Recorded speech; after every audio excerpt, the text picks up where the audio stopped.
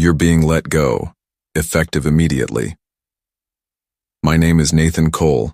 I am 41 years old and I had been with Hollowgate Systems for 14 years.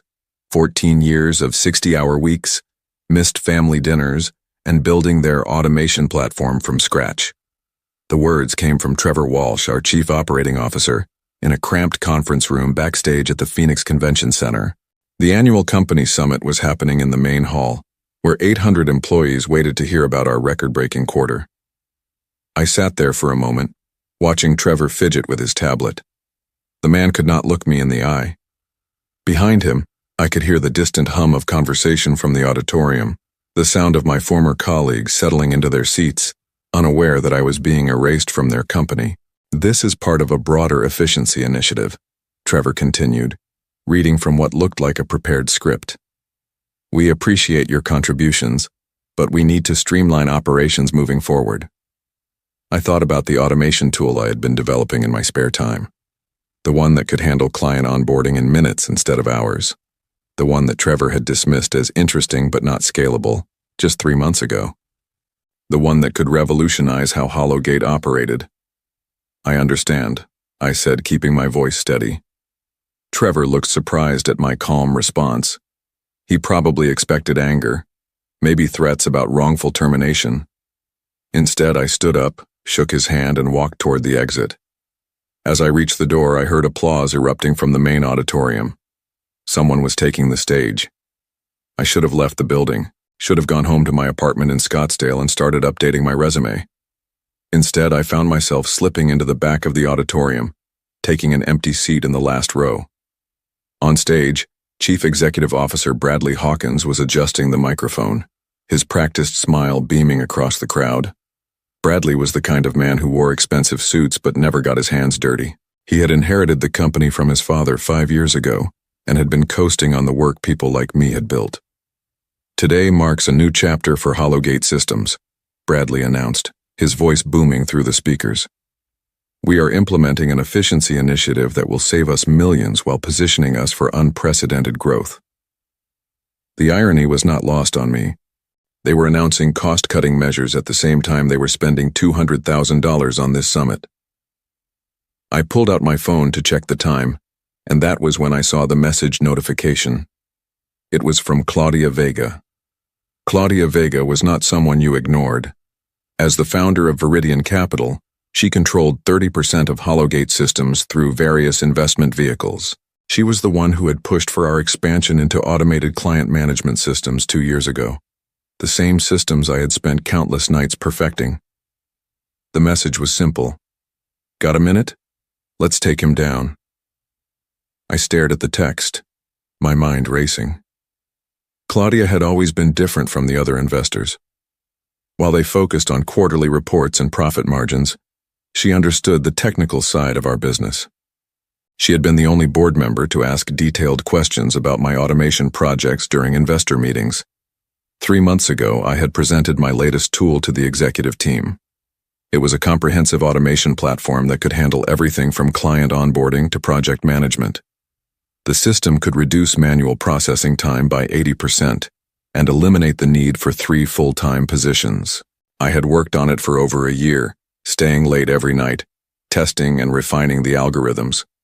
Bradley had barely looked up from his phone during my presentation. Trevor had asked a few questions about implementation costs, but I could tell his mind was elsewhere. At the end of the meeting, Bradley had said, "Interesting work, Nathan, but we need to focus on proven solutions right now." That was the first crack in my trust. I had built every major system Hollowgate used. Their client database, their project tracking tools, their billing automation, all of it came from my code. Yet when I presented something that could transform the company, they treated it like a hobby project. The second crack came last month when I discovered that Trevor had been in talks with an external software company about implementing a client management system. A system that did exactly what mine did, but at 10 times the cost and half the efficiency. When I brought this to Bradley's attention, he assured me it was just preliminary research. The third crack was sitting here tonight, watching them celebrate an efficiency initiative built on eliminating the people who actually understood how the company worked. I typed back to Claudia, Where do you want to meet? Her response came immediately. Hilton lobby, 20 minutes. I looked back at the stage where Bradley was explaining how the company would emerge stronger and more competitive. The audience was eating it up, applauding at all the right moments. None of them knew that 14 of their colleagues had been terminated before the presentation began. None of them knew that the efficiency he was bragging about meant cutting the people who actually built the systems that made the company profitable. I stood up quietly and walked out of the auditorium. 20 minutes to the Hilton was plenty of time to change everything. The Hilton Phoenix was 3 blocks from the convention center, and I used the walk to process what had just happened. The evening air was still warm, typical for September in Arizona, and the downtown streets were busy with the usual mix of business travelers and conference attendees. I found Claudia in the lobby bar, sitting at a corner table with her laptop open and a glass of wine untouched beside her. She was in her mid-50s with silver hair and the kind of sharp focus that came from building a $100 million investment firm from nothing. When she saw me approaching, she closed the laptop and gestured to the empty chair across from her. "They terminated you today," she said. It was not a question.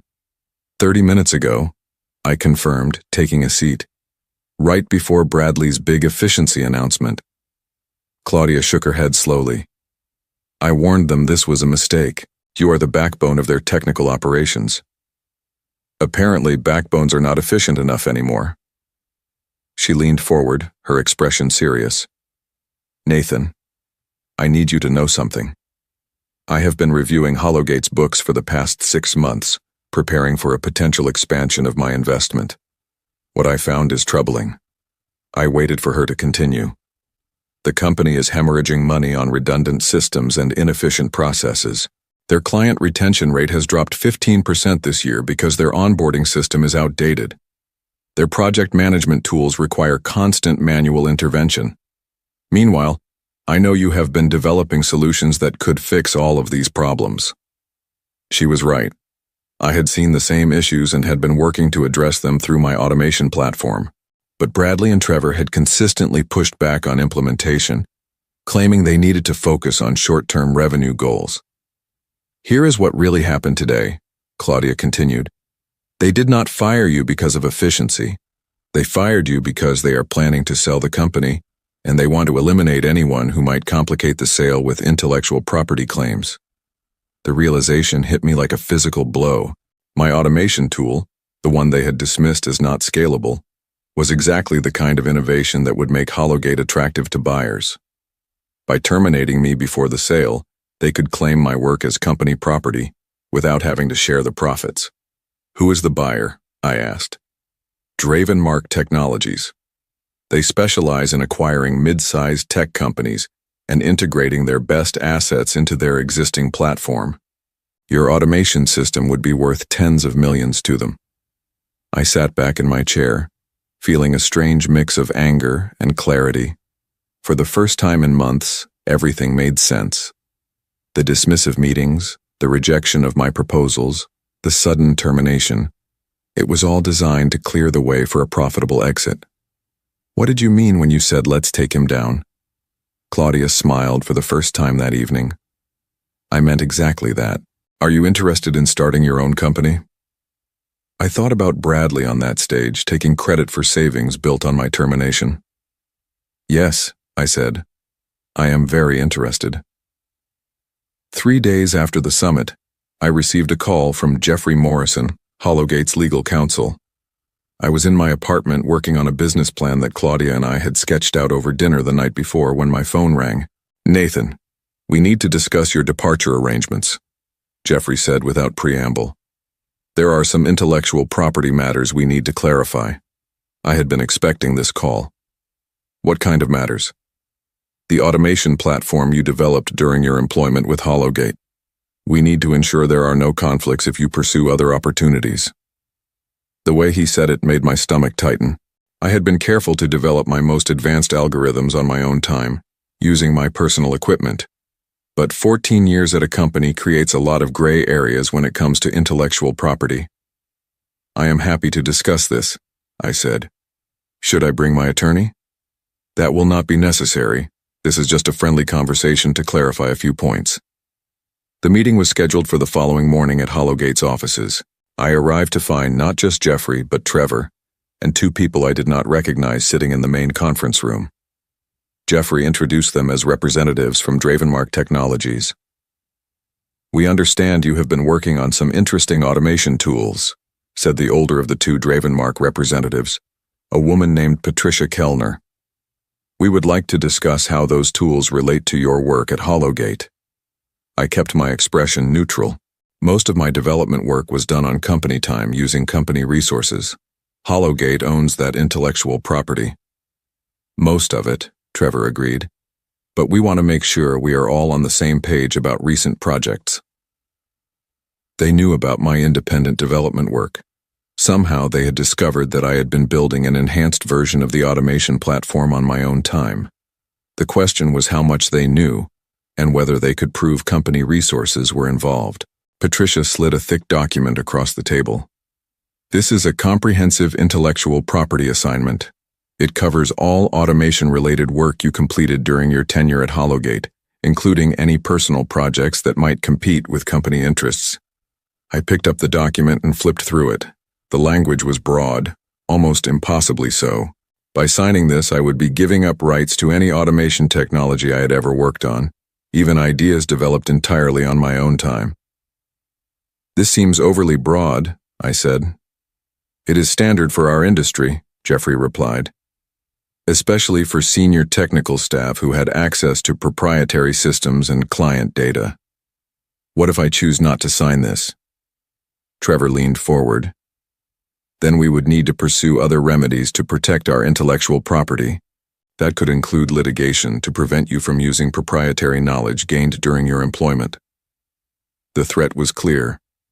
Sign away my rights to the technology I had developed, or face a legal battle that could drag on for years and cost me everything I had saved. I looked around the table at their expectant faces. Patricia was taking notes on a legal pad. Trevor was checking his phone. Jeffrey was reviewing another document, probably related to the Dravenmark acquisition. "I need time to review this with my attorney," I said, standing up.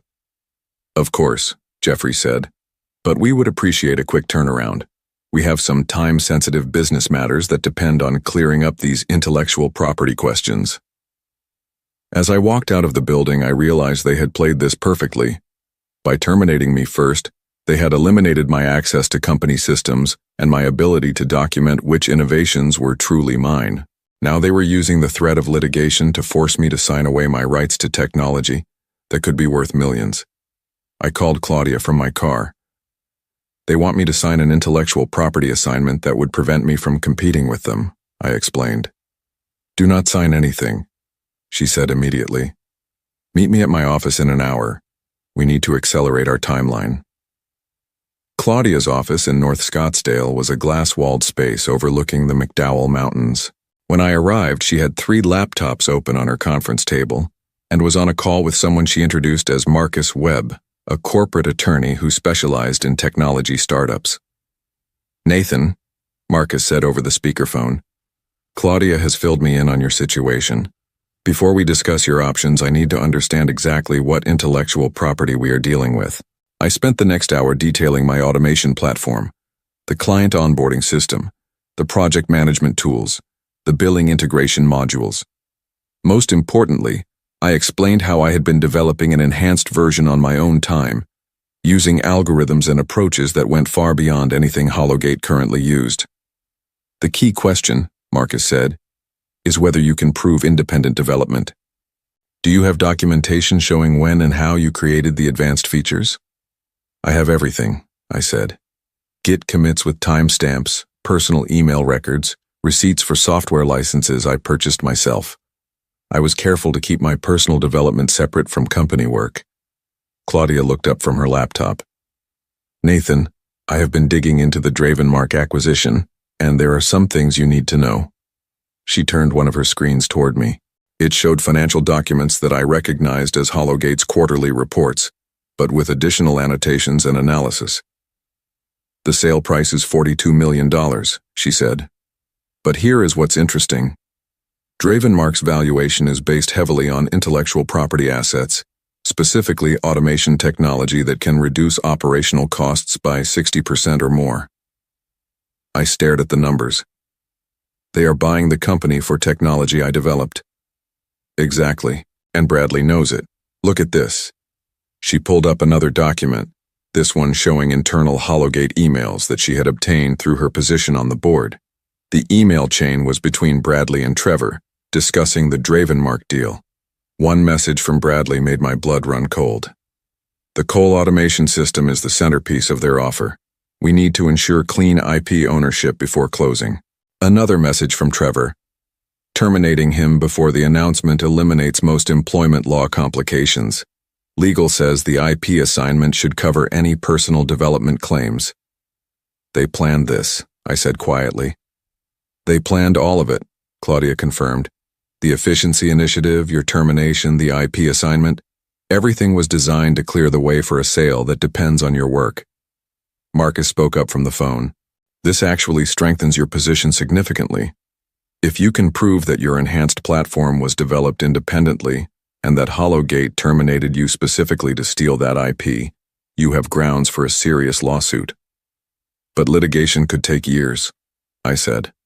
Which is why we are not going to litigate, Claudia said. We are going to compete. She pulled up a business plan on her third laptop.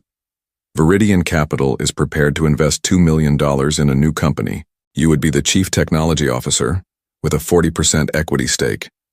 We build your automation platform properly, market it to Hologate's competitors, and let the market decide who has the better solution. I looked at the financial projections she had prepared. The numbers were aggressive but realistic. With proper funding and marketing, we could capture a significant share of the automation market within 18 months. What about the Dravenmark deal? If they are buying Hologate for automation technology, and we have superior automation technology, then we make their $42 million acquisition worthless. I thought about Bradley's confident smile on stage, bragging about efficiency initiatives built on eliminating people like me. About Trevor's casual dismissal of my work as not scalable. About the IP assignment sitting on my kitchen table, waiting for a signature that would make me complicit in my own theft. When do we start? Within 2 weeks, Claudia had secured office space in Tempe and hired 3 additional developers that I recommended. We called the company Nexora Labs, and I threw myself into development with an intensity I had not felt in years. The beauty of starting fresh was that I could build the automation platform correctly from the ground up. At Hologate, I had been constrained by legacy systems and budget limitations. Now, with proper funding and no bureaucratic interference, I could implement the advanced algorithms I had been developing in my spare time. By the end of September, we had a functioning prototype that could handle client onboarding, project management, and billing integration more efficiently than anything on the market. I was working 16-hour days, but for the first time in months I felt energized rather than exhausted. Meanwhile, Claudia was handling the business development side with the same ruthless efficiency she brought to her investment work. She had identified 12 companies that competed directly with Hologate's target market, and she was scheduling product demonstrations with their technical teams. The first breakthrough came in early October when we landed a pilot program with Ravenspark Ventures, a mid-sized consulting firm that had been frustrated with their current project management system. Our automation platform reduced their client onboarding time from 2 days to 6 hours, and their project managers were raving about the improved workflow efficiency. "This is exactly what we needed," said Jennifer Walsh, Ravenspark's operations director, during our follow-up meeting. "We have been looking for a solution like this for 2 years." Word spread quickly in the tight-knit Phoenix business community. By mid-October, we had signed contracts with 4 more companies, and our monthly recurring revenue was approaching $50,000. But the real validation came when I received an unexpected phone call from David Preston, a former colleague who still worked at Hologate. "Nathan, I probably should not be calling you," David said, "but I thought you should know what's happening here." I stepped outside the Nexora office and walked to my car for privacy. "What's going on?" "The Dravenmark deal is falling apart.